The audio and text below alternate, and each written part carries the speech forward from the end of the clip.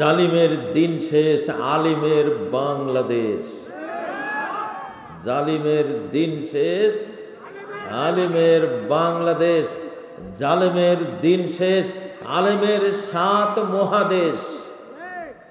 জালিমের দিন শেষ, আলিমের 7 মহাদেশ। ইনশাআল্লাহ সেই 24-এর 5ই আগস্ট 7 মহাদেশের পরিবর্তন সূচিত হয়েছে। দেখবেন আস্তে আস্তে আস্তে আস্তে দেখবেন 10-15 বছরের মধ্যে ক্লিয়ার বুঝবেন। আমি এখন থেকে বুঝতেছি, কারণ আমি প্রতি 7 দিনে আল্লাহর কোরআন রিভাইজ করি। আমি 36 দিনের হাফেজ। 40 বছর আমি বুখারী, মুসলিম, তিরমিজি, নাসাই, আবু দাউদ, ইবনে মাজাহ, আলবানির সিলসিলা সহিহা এগুলি পড়িয়েছি। 40টা বছর, 40 বছরের শিক্ষকতা করেছি হাদিসের উপরে। আর কোরআন, এখন কোরআনকে আমি রিভাইজে নিয়েছি আলহামদুলিল্লাহ। কোরআনের পাতা খুললেই ইবনে আব্বাস যেমন বলতেন, লাউ ফাকাতু আকালান লাওয়াজাদতুহু ফি কিতাবিল্লাহ। আমার একটা উটের রশি যদি কোথাও পড়ে যায়, হারিয়ে যায়, আমি রাস্তায় সেই উটের রশি খুঁজতে যাব না, আমি কোরআনের পৃষ্ঠা খুলব। আমি কোরআন দেখে বলবো, হ্যাঁ আমার এই উটের রশিটা অমুক রাস্তায় পড়ে আছে। কেমন কোরআন আর কেমন কোরআনের ইবনে আব্বাস, আল্লাহু আকবার। হ্যাঁ, এক আলেমকে এক মহিলা জিজ্ঞাসা করেছিল, কোরআনে তো সব আছে হুজুর, আপনারা বলেন। তো আমার চুলগুলি খুব কোঁকড়ানো, আমি এত কোঁকড়ানো চুল পছন্দ করি না, আমি চুলগুলি একটু সোজা করতে চাই, আমারে কোরআন থেকে একটু চুল সোজা করার কি কি আছে কোরআনে একটু আমাকে বলেন। ছট করে আল্লাহ ওনার ব্রেইনে, অন্তরে আয়াতটা ঢেলে দিলেন, তুমি বলো যে ও মহিলা, তুমি বেশি বেশি পড়বা, ইহদিনাস সিরাতাল মুস্তাকিম, আমাকে সোজা পথ দেখিয়ে দাও। আল্লাহু আকবার। আসলে 1 মাস পরে ওই মহিলা আসি বলতেছে যে আলহামদুলিল্লাহ, সোজা পথের আয়াত পড়তে পড়তে আমার চুল সোজা হয়ে। এরকম বাঁকা অন্তরকে যে আয়াতে সোজা করে দিতে পারে, বাঁকা পথের পথিককে যেই কোরআন সোজা পথে এনে সোজা করে দিতে পারে, চুল সোজা করতে কি লাগে তার? ঠিক না বে ঠিক? ঠিক না বে ঠিক? তো কোরআন খুললে দেখি ইনশাআল্লাহ আগামী 50, 60, 70 বছর কিভাবে ইমাম মাহদী আলাইহিস সালাম আসবেন, ঈসা আলাইহিস সালাম আসবেন। সারা পৃথিবীতে একটা বেপরদা নারী আর খুঁজে পাওয়া যাবে না ইনশাআল্লাহ। একটা শার্ট প্যান্টওয়ালা কোনো মহিলা খুঁজে পাওয়া যাবে না, একটা মন্দির খুঁজে পাওয়া যাবে না, একটা গির্জা খুঁজে পাওয়া যাবে না। সব মসজিদ, সব কি ওয়ায়ুহলিকুল্লাহু ফি জামানিহিল মিলালা কুল্লাহা ইল্লাল ইসলাম। মুসনাদে আহমদে ইমাম আহমদে হাদিসটি বর্ণনা করেছেন যে হযরত ঈসা আলাইহিস সালাম যখন আসবে, তার যুগে সমস্ত মিল্লাত ধর্ম আল্লাহ তাআলা ধ্বংস করে দেবেন, থাকবে শুধু ইসলাম আর ইসলাম। আর বাংলাদেশ তো আল্লাহ প্রথমে ধরছে, এইবার ইনশাআল্লাহ ইসলাম ছাড়া যাবে কই? এবার আর ইসলাম ছাড়া যাবে কই? মোট মোট যা আছে মহিলা আর পুরুষের সবগুলি ইসলামের বাক্সে যাবে ইনশাআল্লাহ। ঠিক না বে ঠিক? কোরআনে রাজনীতি আছে না নাই? যেটা কয় রাজনীতি নেই সেটা মালউন, অভিশপ্ত। কি অভিশপ্ত? আমরা একটি নয়া জামানা পেয়েছি ইসলামের, যখন সারা পৃথিবীতে ইসলাম ছাড়া আর কোনো ধর্মই থাকবে না। লিইয়ুযহিরাহু আলাদ-দীনি কুল্লিহি ওয়ালাউ কারিহাল মুশরিকুন।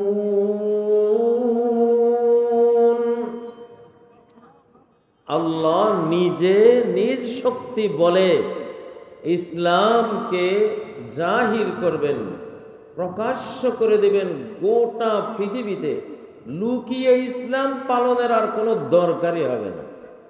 খোল্লম খোলা প্রকাশ্যে মুসলিমরা তাদের ইসলাম নিয়ে বক্তব্য দেবে, পালন করবে, আমল করবে, আর কেউ জঙ্গি বলার সাহস পাবে না, চরমপন্থী বলার সাহস দেখাবে না, সন্ত্রাসী বলার কোন সুযোগে আর পাবে না ইনশাআল্লাহ। এমন ভাবে জাহির করবেন, লেইউজ হেরা হো, আল্লাহ জাহির করে দিবেন। যে জিনিসের কোনো ভয় থাকে না, যে জিনিসের বিরুদ্ধে কেউ কিছু করতে আসলেও টিকতে পারে না, এটা প্রকাশ্যে শুরু হয়, ঠিক না? আমরা এখন আর গোপন টোপনের কোনো দরকার নাই, ওরা আস্তে আস্তে গোপন হয়ে যাবে। বিগত করুণুস শয়তান 1924 সাল থেকে, অর্থাৎ তুরস্কের ইসলামী খেলাফত 1924 সালে শেষ হয়, পতন হয়, কোরআনী খেলাফত শেষ হয়ে যায়। তো এই উম্মত 100 বছরের বেশি পতন অবস্থায় থাকে না, ঘুমন্ত থাকে না, 100 বছর পরে জেগে উঠবে এসে। এটা নবীজি বলেছেন, ইন্নাল্লাহা ইয়াবআসু লিহাযিহিল উম্মাহ, আল্লাহ এই উম্মতের জন্য প্রেরণ করবেন আলা রাসি কুল্লি মিআতি সানা, প্রত্যেক 100 বছর পার হওয়ার সাথে সাথে 1 শতাব্দীর মাথায়, শতাব্দীর শেষে আল্লাহ প্রেরণ করবেন, পাঠাবেন এমন সব লোকেদেরকে, মান ইউজাদ্দিদু লাহা দীনাহা, যারা উম্মতের সামনে দ্বীনের পুরোটা, দ্বীনের রাজনীতি, দ্বীনের সমাজনীতি, দ্বীনের অর্থনীতি, দ্বীনের ইবাদত নীতি, দ্বীনের বিনয় নীতি, দ্বীনের তাহাজ্জুদ গুজারি, দ্বীনের দান খয়রাত, যা যা আছে সব কিছু উম্মতের সামনে তারা নতুন করে প্রকাশ করে দ্বীনকে টাটকা করে দেবে, রিনিউ করে দেবে, নবায়ন করে দেবে। লিল্লাহে তাকবীর, লিল্লাহে তাকবীর। ইনশাআল্লাহ এখন আমরা নজরুলের ওই কথা বলতেই পারি। কি সেটা? বাজিছে দামামা বাঁধেরে আমামা, শির ওছা করি মুসলমান, দাওয়াতে এসেছে নয়া জমানার, ভাঙ্গা কিল্লায় ওড়ে নিশান। লিল্লাহে তাকবীর। ইনশাআল্লাহ আমেরিকায় এখন ইসলামের পতাকা উঠছে, উড়া শুরু হয়েছে। জাহরান মামদানি নিউ ইয়র্ক শহরের মেয়র নির্বাচিত হয়েছে। নিউ ইয়র্ক শহর 2024-এর 5ই আগস্ট শুধু বাংলাদেশ পরিবর্তন হয়নি, America, Europe, Russia, Bharat, Australia, Africa, গোটা বিশ্বের পরিবর্তন হয়েছে। শুধু একটি ফ্যাসিবাদের পরিবর্তন হয়নি, 15 বছরের নির্যাতনের পরিবর্তন হয়নি, গোটা শতাব্দীর পরিবর্তন হয়েছে। আগামী 100 বছর যত দিন মুসলিম থাকবে এই পৃথিবীতে, মুসলিমদেরকে আর কেউ পরাজিত করতে পারবে না ইনশাআল্লাহ। আমাদের বিজয় শুরু হয়েছে। এই ওয়াজটা আমি খুব করি, আলহামদুলিল্লাহ। গতকাল পরশুর ভোটে দেখলাম এক অকল্পনীয় ব্যাপার ঘটলো, যে নিউ ইয়র্ক শহর আমেরিকার সবচেয়ে বড় পুঁজিপতিদের শহর, গোটা বাংলাদেশের বাজেটে যেই কত লক্ষ টাকা এক বছরে পাস করা হয়, আমাদের সারা বাংলাদেশের জাতীয় বাজেটের চেয়ে এক নিউ ইয়র্ক শহরের বাজেটের পরিমাণ 6 গুণ বেশি। অর্থাৎ আমাদের বাংলাদেশের 20 কোটি লোকের জন্য যদি বাজেট হয় 5 লক্ষ কোটি টাকা, তাহলে এটা 6 গুণ দেন, 5 6 কত? 30। এক নিউ ইয়র্ক শহরের ক্যাপিটাল পুঁজির পরিমাণ হলো 30 লক্ষ কোটি টাকা। ওদের একটা শহরে আমাদের একটা রাষ্ট্রের 6 গুণ বেশি ক্ষমতা, অর্থনৈতিক ক্ষমতা রাখে। সেই শহরে, সেই নিউ ইয়র্ক শহরে ট্রাম্পের চরম বিরোধিতা সত্ত্বেও পাশ করলো কে? একজন মুসলমান। লিল্লাহে তাকবীর, লিল্লাহে তাকবীর। দাওয়াতে এসেছে নয়া জামানার ভাঙ্গা কিল্লায় ওড়ে নিশান। এটা নয়া জামানা। আমি এই জন্য বললাম, আমি কাজী ইব্রাহিম 24-এর আগে একরকম ছিলাম, 24-এর পরে আমি আর আগেরটা নাই। আমি এখন নতুন নতুন ওয়াজ করি। কোরআনকে, কোরআনের তাফসীরকে এই যুগের সাথে কোরআন প্রত্যেক শতাব্দীর ওয়াজ নিজের ভিতরে করে রেখেছে। আল্লাহু আকবার। কোন শতাব্দীতে কি লাগবে, সেই শতাব্দীর নতুন সকল ওয়াজ, সকল বক্তব্য, সকল ইতিহাস, সকল বিধিবিধান, সকল সংবাদ, ইনফরমেশন কোরআন তার ভিতরে বলে রেখেছে। আল্লাহু আকবার, আল্লাহু আকবার।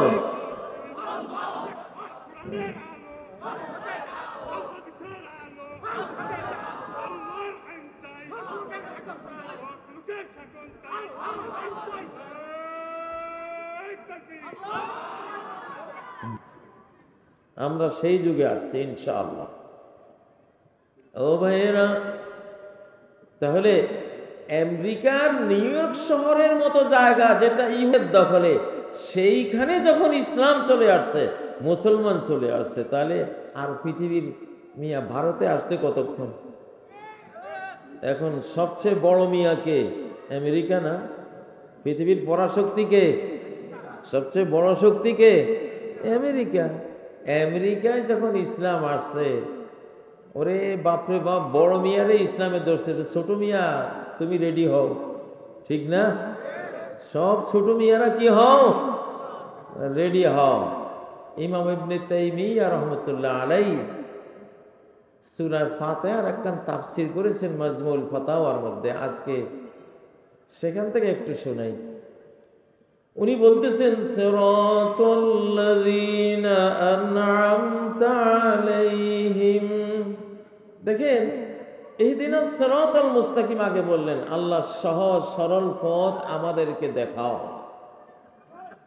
আবার বললেন, তাদের পথ দেখাও যাদেরকে তুমি নেয়ামত দিয়েছো। কয়বার বললেন? একবার বললেন সরল সঠিক সহজ পথ দেখাও, আবার বললেন নেয়ামত প্রাপ্তদের পথটা দেখাও। ডাবল বলছেন না? কেন ডাবল বললেন? আপনি শুধু কোরআন আর হাদিসের কিতাব পড়ে সিরাতে মুস্তাকিম পেয়ে যাবেন। কোনো মুসলিম সমাজের সাথে, মুসলিম গ্রুপের সাথে আপনার যোগাযোগ নাই, মুসলমানদের সাথে কোনো সম্পর্ক নাই, একলা আপনি কোরআন পড়ে হাদিস পড়ে সহজ সরল পথ পেয়ে যাবেন।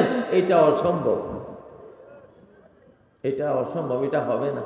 যদি এটা হতো তাহলে আল্লাহ 1,24,000 নবী রাসূল কখনো পাঠাতেন না। বরং আল্লাহ তাআলা কি করলেন? কোরআন পাঠাবার আগে কোরআনের উস্তাদ পাঠিয়ে দিলেন। আগে কি কোরআন আসছে নাকি আগে মুহাম্মদ সাল্লাল্লাহু আলাইহি ওয়াসাল্লাম আসছে? আগে তিনি আরব দেশে এসেছেন, 40 বছর থেকেছেন, হেরা গুহায় গেছেন, উনি রেডি হয়েছেন, ইমাম রেডি, রাসূল খাতামুন নবিয়্যিন রেডি, তারপরে তার উপরে কি আসছে? কোরআন আসছে, ঠিক না? তাহলে ওস্তাদও দিয়েছেন, তারপরে কোরআনও দিয়েছেন। ওস্তাদ লাগে তো। সিরাতাল্লাযীনা আন'আমতা আলাইহিম মানে আপনি একলা পড়ে পণ্ডিত হয়ে হেদায়েত পাবেন না। হেদায়েত এত সহজ না। হেদায়েত পাইতে হলে হেদায়েত প্রাপ্ত একটা গ্রুপের সাথে, হাজার হাজার মানুষের সাথে, লাখ লাখ মানুষের সাথে সাথী হয়ে যেতে হবে।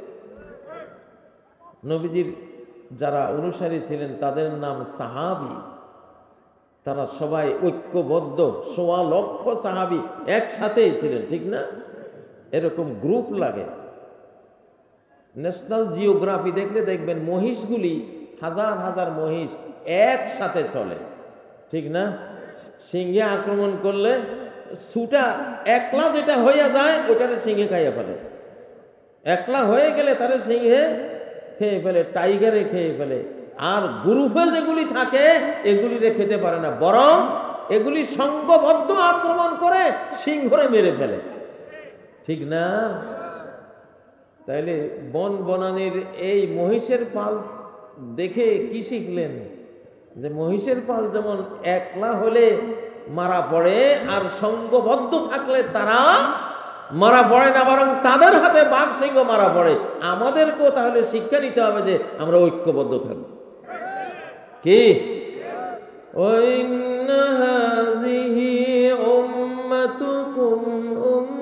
হলো সে যে ধর্মকর্ম করে, তাহাজ্জুদ পড়ে, ফরজ সালাত পড়ে, যাকাত দেয়, হজ করে, সিয়াম পালন করে, পর্দা পালন করে, সুদ খায় না, জিনা করে না, চুরি করে না, মানুষকে হত্যা করে না, সে ধর্মকর্ম সব করে, সাথে আবার সে রাজনীতিও করে।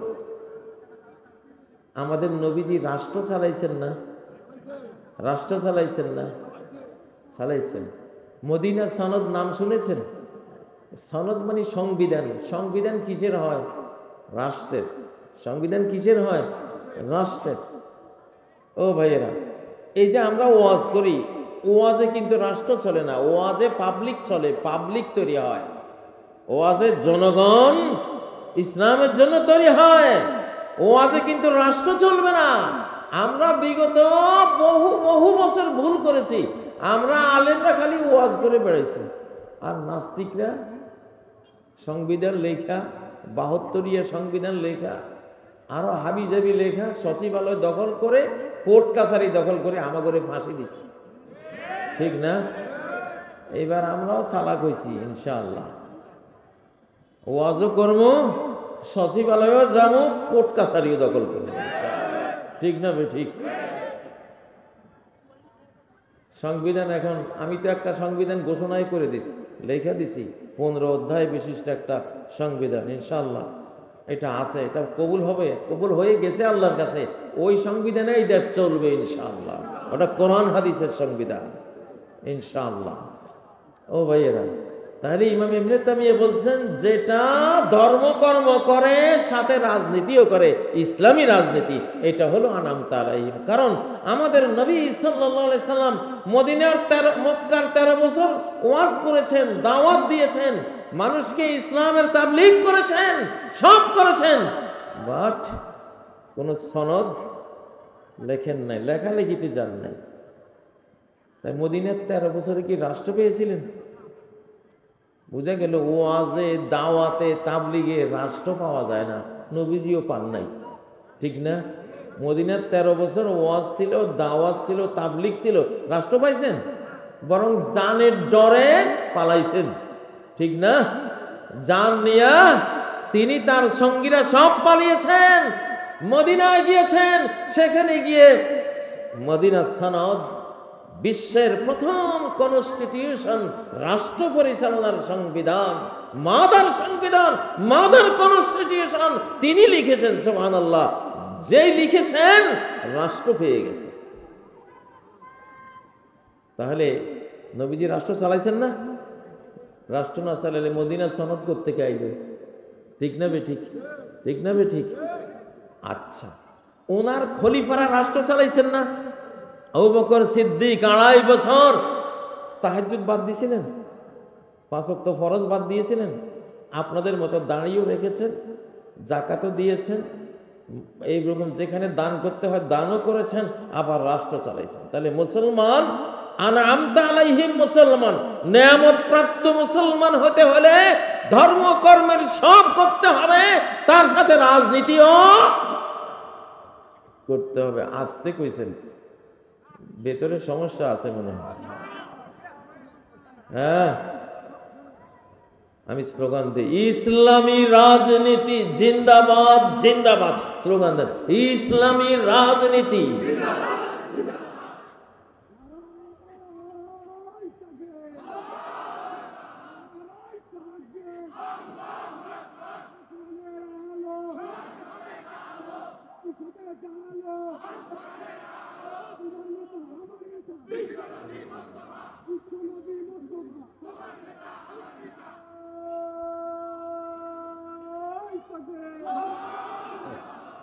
বাবারা এতদিন সংসদে কোরআনের আলো জ্বালাইতে পারি নাই। ধরেন আপনি নিচতলায় থাকেন আর 3 তলায় থাকে একদল বেয়াদব অসভ্য লোক।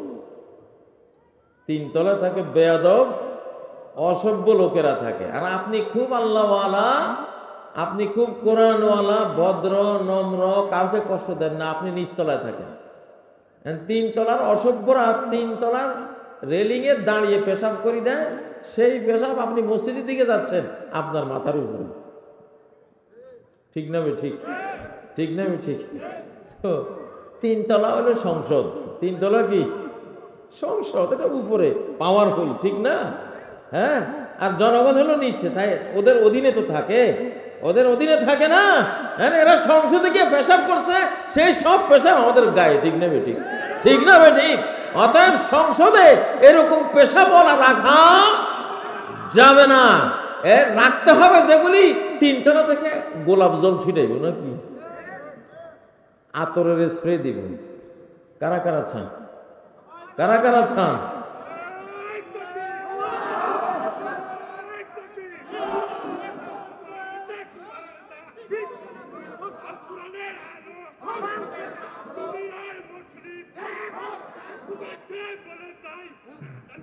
আচ্ছা ভাইয়েরা, মনে হয় যেন ভিজা কাঠে আগুন দিতে আছে।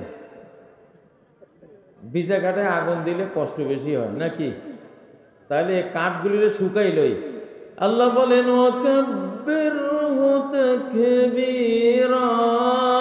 আল্লাহর নামে তাকবীর দিবা তাকবীরের মতো।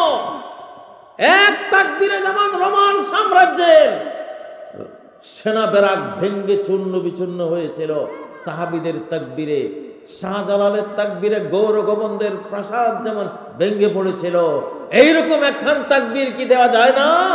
যায় না? যায় না? মুসলমান দাও এরকম একটা তাকবীর।